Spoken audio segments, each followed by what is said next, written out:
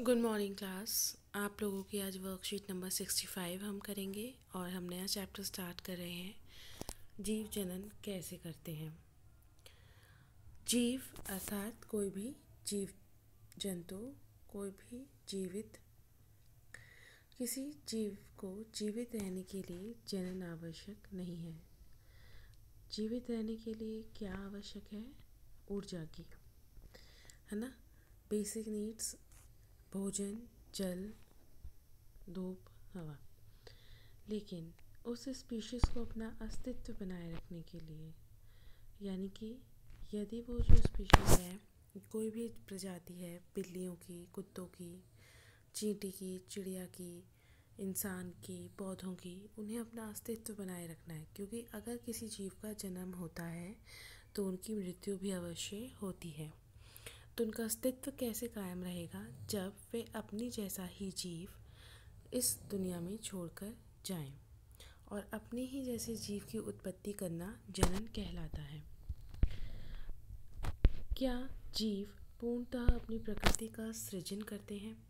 मतलब जो भी हमारी प्रतिकृति होती है जीव की, उसी की डुप्लीकेट कॉपी उसको बनाते हैं। इसके बारे में हम जानकारी लेते हैं कि जीव आकार एवं आकृति समान होने के कारण ही वे सदृश प्रतीत होते हैं। जैसे शरीर के डिज़ाइन समान है तो इन डिज़ाइंस के ब्लूप्रिंट समान होने चाहिए। इसके सबसे बुनियादी स्तर पर प्रजनन में शरीर के डिज़ाइन के ब्लूप्रिंट की प्रतियां बनाना शामिल होगा। ब्लूप्रिंट का मतलब होता है एक खांचा तैयार करना, एक सांचा तैयार करना। तो ये जो ब्लूप्रिंट है, ये जो बेसिक जो हमारी चीज़ें होंगी वो समान ही होंगी। जैसे सभी बिल्लियाँ, आप देख के बता सकते हैं कि ये बिल्ली है, लेकिन वह दूसरी बिल्ली से थोड़ी अलग होती है।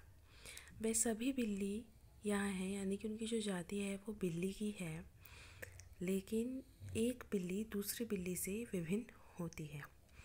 तो यही चीज़ होती है कि हम अपने जैसा जीव उत्पन्न करते हैं, लेकिन उनमें भी विभिन्नताएं होती हैं।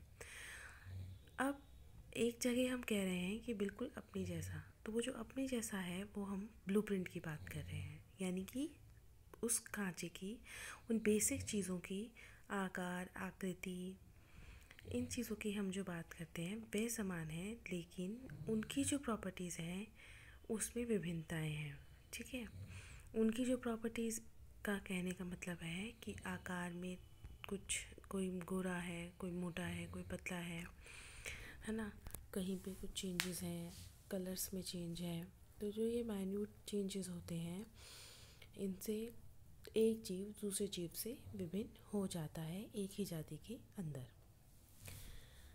अब आगे देखें, कोशिका के केंद्रक में पाए जाने वाले गुणसूत्रों की डीएनए यानी कि डी कार्बोक्सिलिक न्यूक्लिक अम्ल के अणुओं में अनुवांशिक गुणों का संदेश होता है। हमारे डीएनए में जो हमारे अनुवांशिक गुण हैं, यानी कि जो हमारे पीढ़ी दर पीढ़ी चलते आ रहे हैं, वह संदेश होते हैं जो जनक से संतति पीढ़ी में जाते हैं।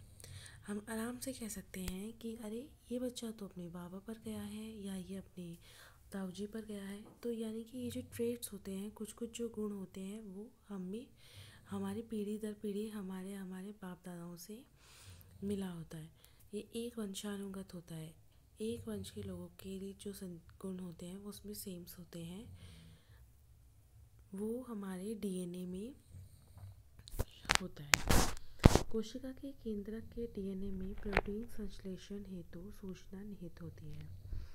जो हमारी कोशिका होती है उसके केंद्रक में डीएनए में जो प्रोटीन बनता है उसके लिए सूचना निहित होती है। इस संदेश में भिन्न होने की अवस्था में बनने वाली प्रोटीन भी भिन्न होगी। तो अगर हम इस संदेश में कुछ चेंज आएंगे तो जो आगे जो प्रॉपर्टीज़ बनेंगी, जो प्रोटीन बनेगा, उसमें भी विभिन्नता आ जाएगी और विभिन्न प्रोटीन के कारण अंततः शारीरिक जो विकल्प में भी विविधता हो जाएगी। अतः जनन की मूल घटना डीएनए की प्रतिकृति बनाना है और संतति इसे वंशानुगत करती है। तो जनन की जो मेन जो बेसिक चीज़ है वो क्या होती है कि डीएनए की बिल्कुल सेम डुप्लीकेट कॉपी बनाना, फिर उससे क्या होगा कि वो संतति में जाएगी और इससे वंशानुगत होती चली जाएगी। अब डीएनए की प्रतिकृति बनाने की प्रक्रिया में कुछ चेंजेस आ जाते हैं जो जैव विकास का आधार है। ये चेंजेस अपने आप भी आ सकते हैं या किसी के कारण भी आ सकते हैं। तो इनके कारण अगर प्रतिकृति में चेंज होता है तो थोड़ा बहुत माइन्यूट चेंजेस जो होते हैं उसके कारण ही दूसरे जीव में विभिन्नता, संतति में विभिन्नता आ जाती है। जो संतति कोशिकाएं समान होते हुए भी किसी न किसी रूप में एक दूसरे से भिन्न होती हैं। जनन होने वाली यह विविधताएं जैव विकास का आधार है। जैव विकास का आधार क्यों कहा गया है? क्योंकि आपने देखा होगा पहले हम कहते हैं जैसे कि मनुष्य जो है वह किसके वंशज हैं? वह बंदरों के वंशज हैं, है ना। तो लेकिन विकास होते होते क्या हुआ कि जो पूंछ थी वो हट गई है, जो बाल थे वो कम हो गए हैं, है ना। और थोड़ा बहुत चेहरे मोहरे में फ़र्क आया है, दांत के शेप साइज़ में थोड़ा सा फ़र्क आया है। तो ये विकास हुआ है ना।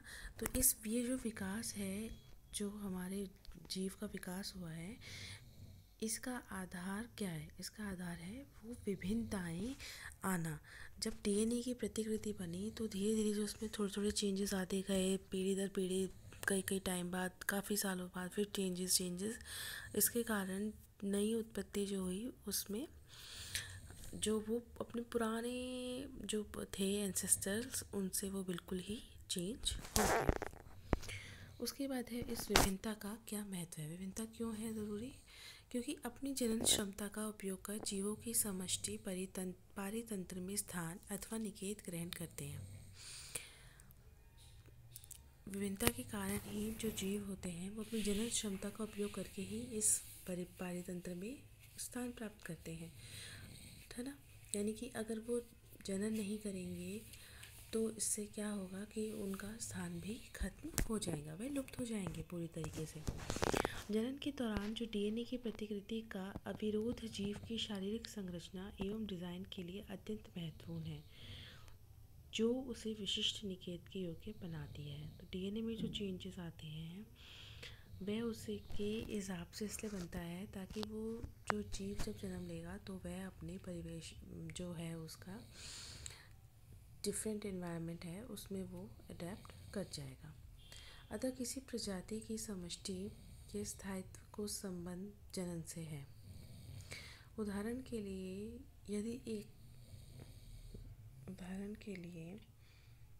यदि एक समष्टि अपने निकेत के अनुकूल है तथा निकेत में कुछ उग्र परिवर्तन आते हैं तो ऐसी अवस्था में समष्टि का समूल विनाश भी संभव है।